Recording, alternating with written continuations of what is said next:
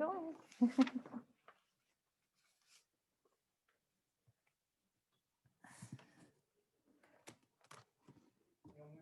Yeah.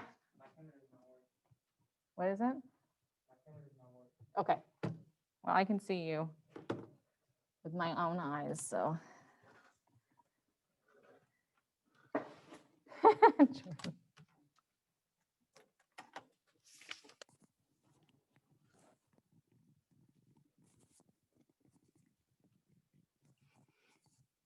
Ow.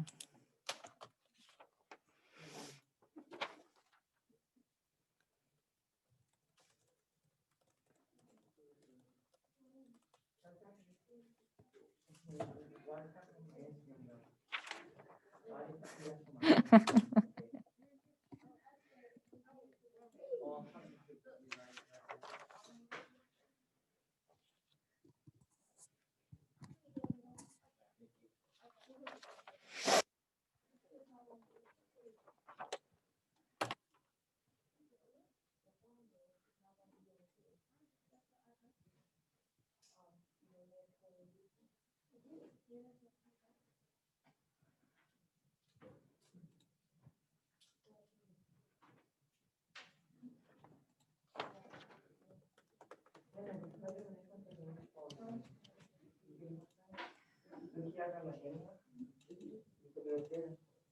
3, 4, 5, 6,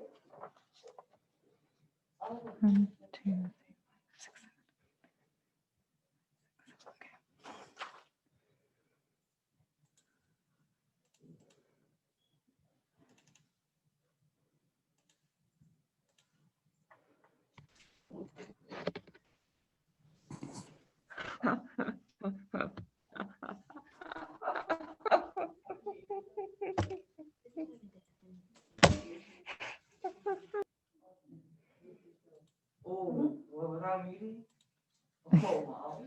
It's okay.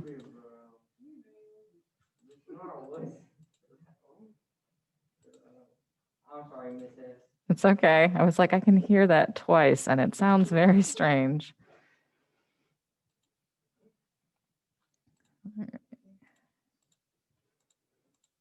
I'm going to warn you guys that the hotspot has been really, it's not working very well. So if we get disconnected, we'll just do the best we can.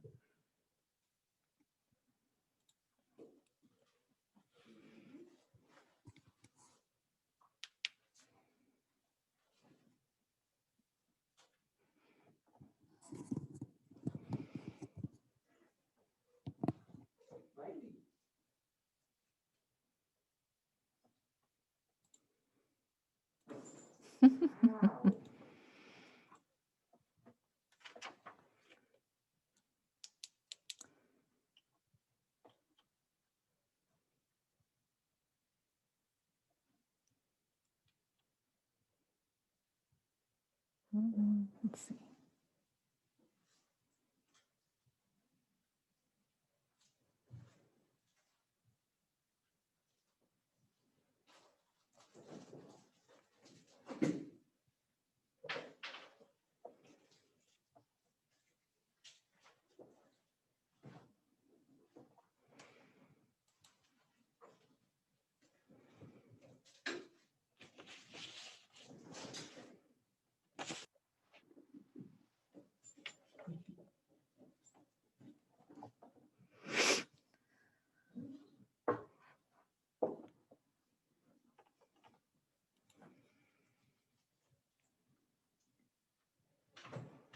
Okay.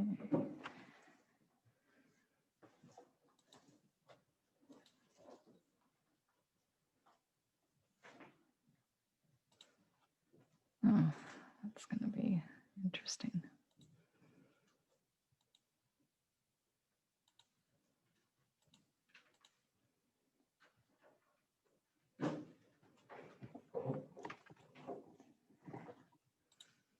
I'm going to go ahead and just share the slide so that if you want to get started on your journal entries, you can. You will be turning in your journals next week. So if you have not kept up with them, this would probably be a good time to get that started over the weekend, maybe. Just, count through, go back through the PowerPoints real quick and just see what you haven't done.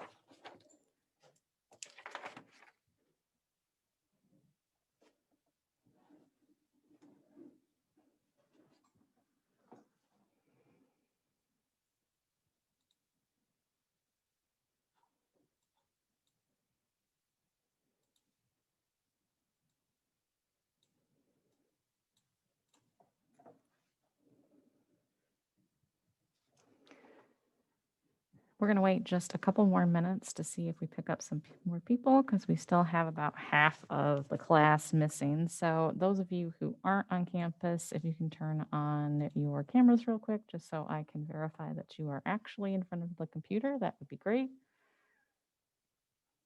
Thank you, Justice. Appreciate it. Need something? Oh, sorry. Oh, yeah, that would help.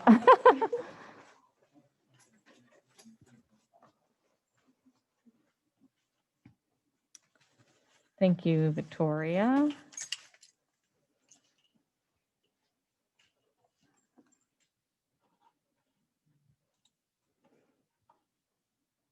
Miguel, can you turn on your camera for me so I can see you or say something in the chat for me? Thank you, Aaliyah. Thank you, Miguel. I appreciate that.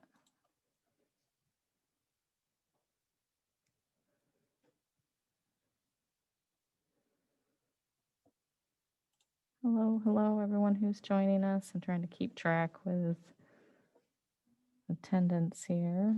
Zach, Kennedy.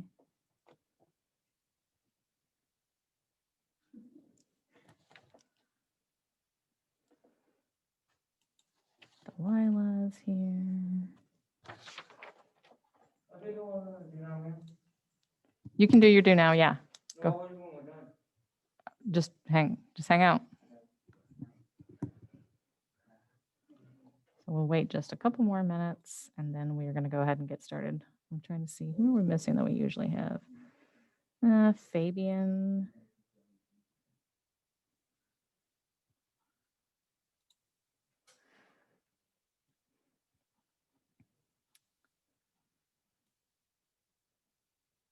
So starting next week, we will no longer have any do nows. Instead, we're going to change up how we're going to do exit tickets, which you will see a sample of the new exit ticket style today. So I think that will be a better indication of, instead of remembering like what we talked about last time, we're going to be sort of reinforcing what we talked about the day of.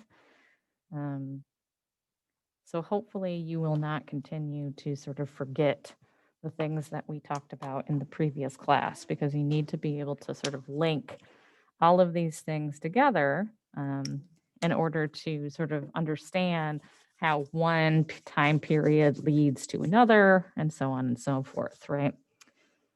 All right, let's go ahead and get started since we haven't had anybody new join us in the last couple of minutes. Now, as I mentioned before, our internet here has been very precarious, to say the least. It's having a little bit of a temper tantrum today. So if we lose the Zoom call and I drop out, please wait. If it happens multiple times, which it did in my second period class, then I will give you I'll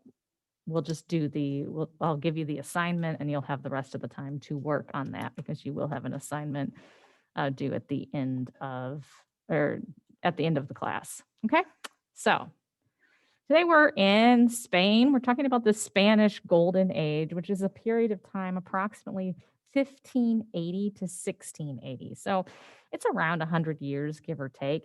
We don't have as good of an idea of when it started as we do of when it ended, which you're going to see. It pretty much ends with the death of one of the sort of most famous and prolific authors during its time. So starts around 1580 and ends around 1680. All right. Jaden's here now. Good. So about 100 years span. So at first, we're going to touch on a little bit of the Spanish Inquisition and what it was, because it's going to really influence one particular type of theater during this time. We're going to discuss religious theater during the Spanish Golden Age. We will touch on the 4 different styles of plays that we see over this 100-year period. And then finally, we're going to look at the stages themselves, which are called the chorales. And you'll have like the opportunity to actually use like a 3D map to sort of like look around what it looks like. And it's different than what we've seen before, but it's also sort of similar. So if you have still your list before of like England and France, we're going to be now sort of adding England, France, Spain, like what's different, what's similar. Okay, let's see. Jennifer, can you read this slide for us, please?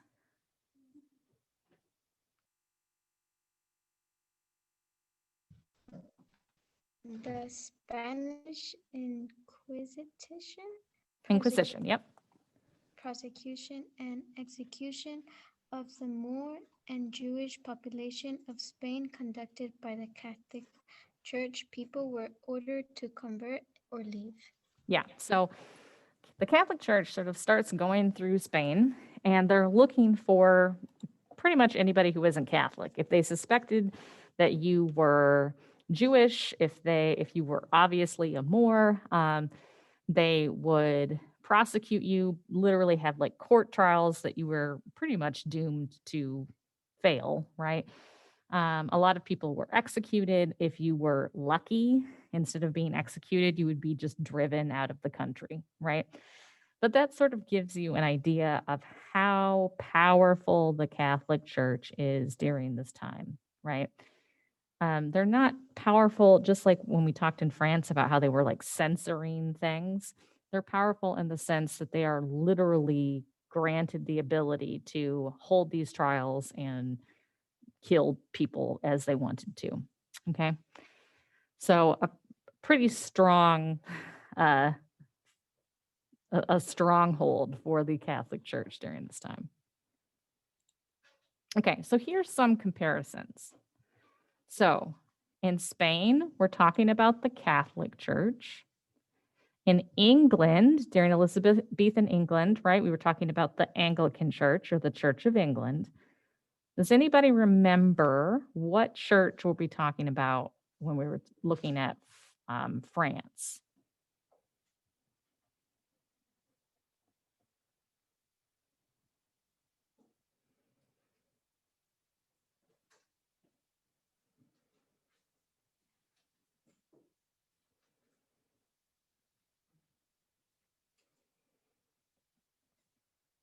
So what? Yes. All right. Justice says it privately.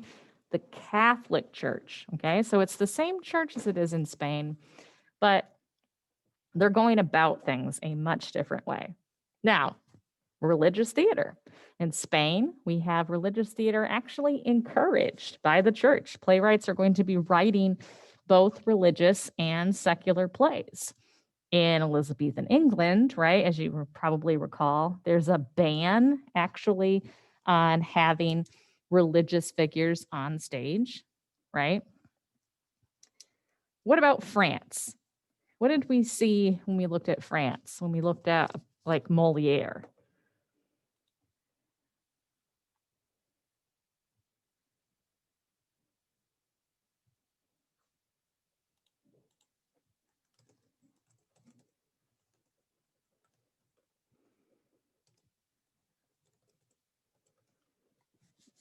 What was the church's reaction to plays like that?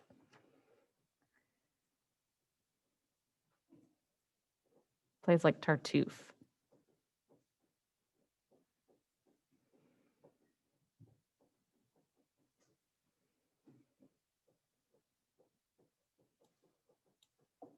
Yes, we are in Nearpod. Sorry, Jaden. Let me give you the link. Or no, we're not in Nearpod. I didn't make a Nearpod for this one. I already had this one made before I switched over to Nearpod. So, okay, so they shouldn't do it because it's entertainment. Sorry? It's just there's no Nearpod. It's just being no Nearpod today. Okay, so they shouldn't do it because it's entertainment. They're uneasy about it. Okay, so they weren't thrilled about it, but it wasn't an all-out ban, right? But they were able to, they did have enough power to get versions of Tartuffe banned, but he was allowed to revise it, right? Okay.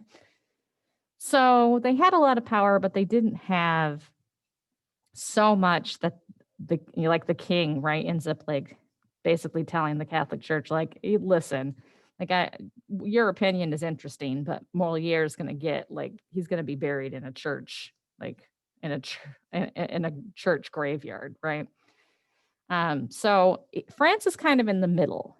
They don't have the extreme ban on everything that England has, but the church isn't encouraging playwrights to write plays to teach about religion, right? So France is kind of in the middle of the two. Okay. Do you understand about how like we're sort of comparing all three of these, and then we're going to add Italy on next week? All right. Ethan, why don't you read this slide for us, please?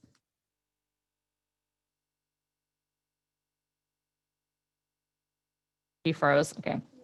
Oh, did everybody freeze? Yep, the internet went down. Reminded. Yeah, this is so fun. I'll be right back. I'm gonna see if I can get a